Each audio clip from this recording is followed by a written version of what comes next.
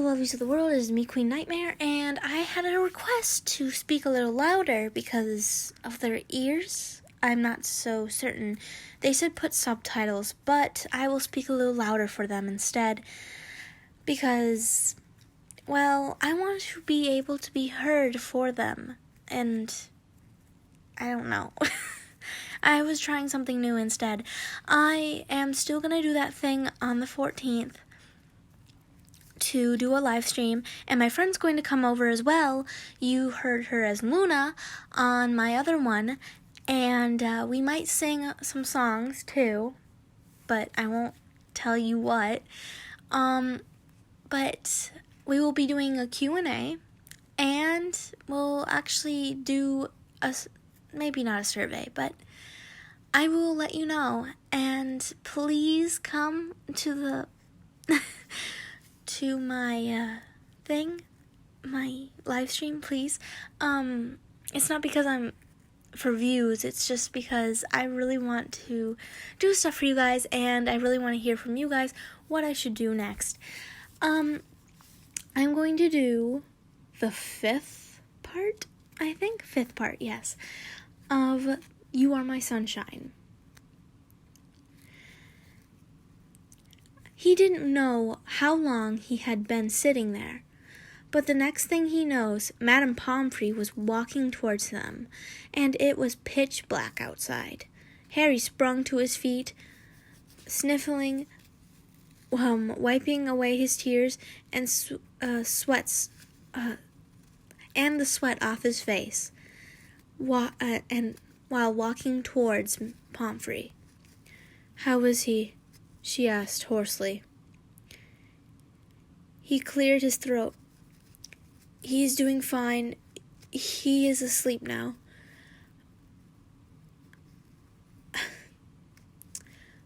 "How is he?" he asked hoarsely.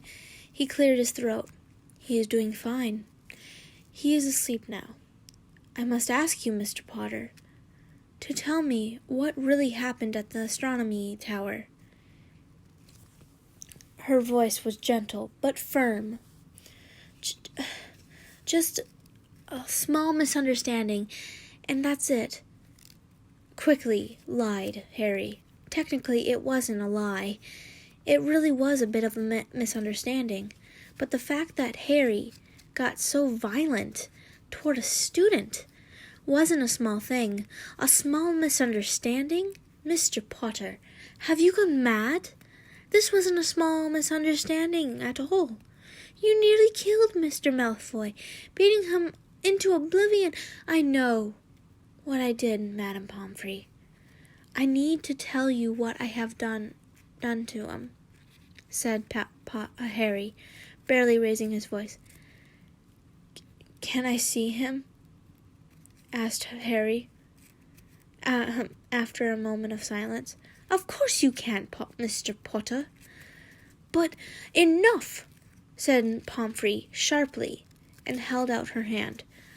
"I asked you to leave now. And don't you dare come back to the hospital. I'm sure that Mr. Granger and Mr. Weasley will escort you out of the ward." With that, she turned around and walked into her office, slamming and locking the door after her.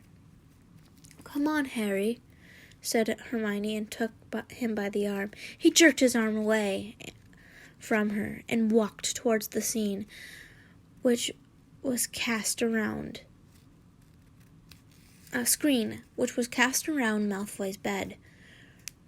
"Harry, you can't go in there," Hermione hissed after him, but Harry kept walking towards it. Ron groaned under his breath, but followed Harry. Hermione hissed in annoyance and followed them too. He had to see for himself to be sure that Malfoy was all right. There was a heavy weight of guilt in his chest because of what he had done. Now, he was standing there in front of the scene. He was breathing heavy, his face pale, hand shaking.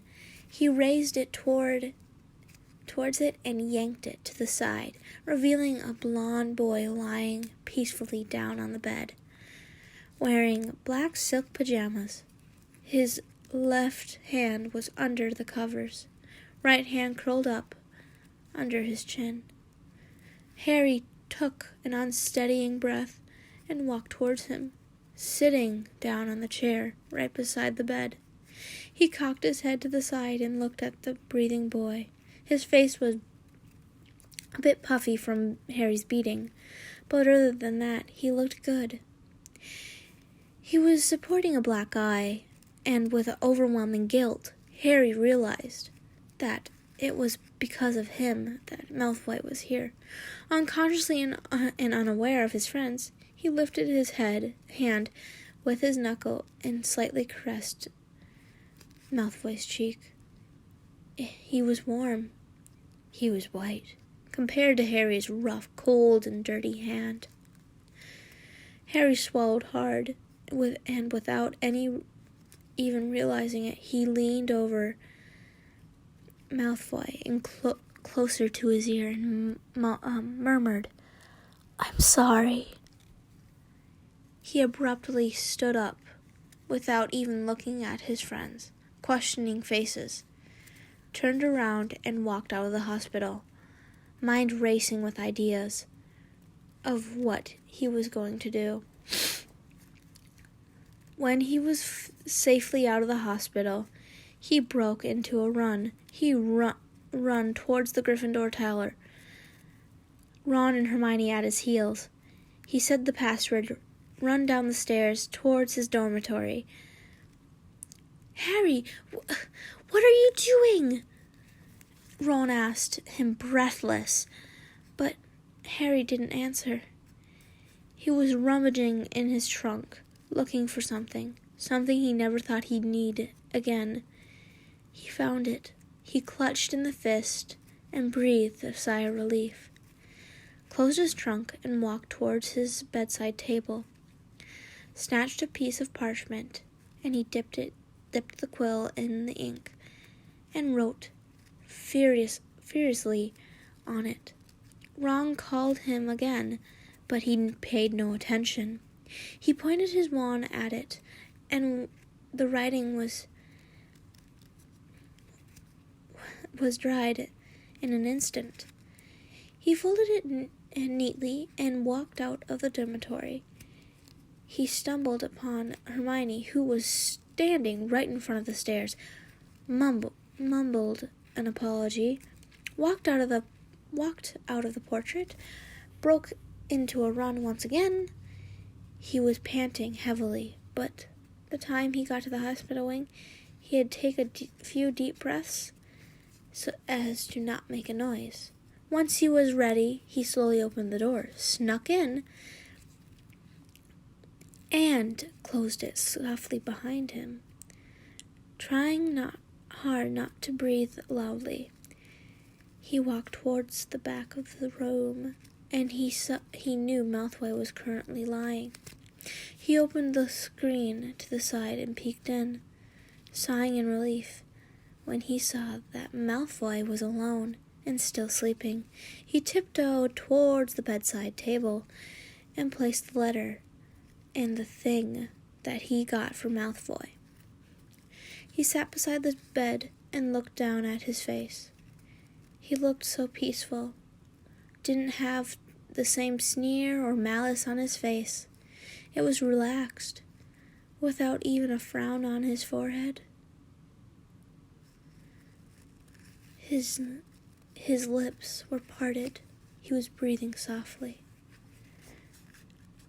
Harry looked down at his still dirty hands and swallowed hard. He nearly killed Malfoy. The realization was slowly creeping inside of his mind.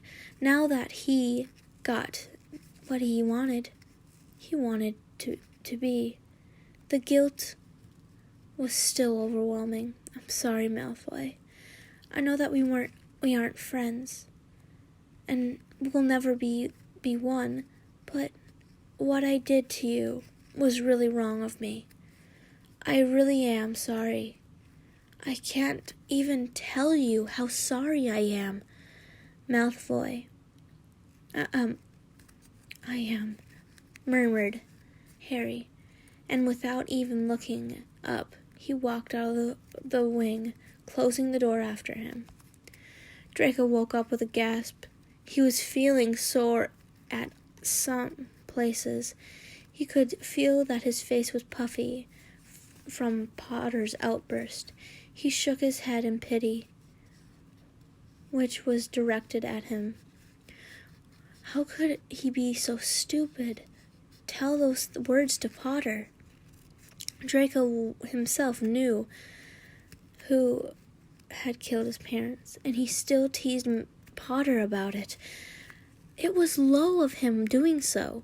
He was feeling guilty. How could he do it? Draco shifted a bit and looked at the table next to his bed. He blinked. What the? There was a letter and a small wrapped-up gift, and a red rose on top of it. Draco swallowed and gingerly propped himself up on his elbow. He took the rose in his hand, which was shaking, with maybe an excitement. He sniffed at it, and it smelled nice. A small smile graced his puffy face, and he winced. He took the small wrapping and looked at it carefully. He decided to read the letter first, then to know what it is.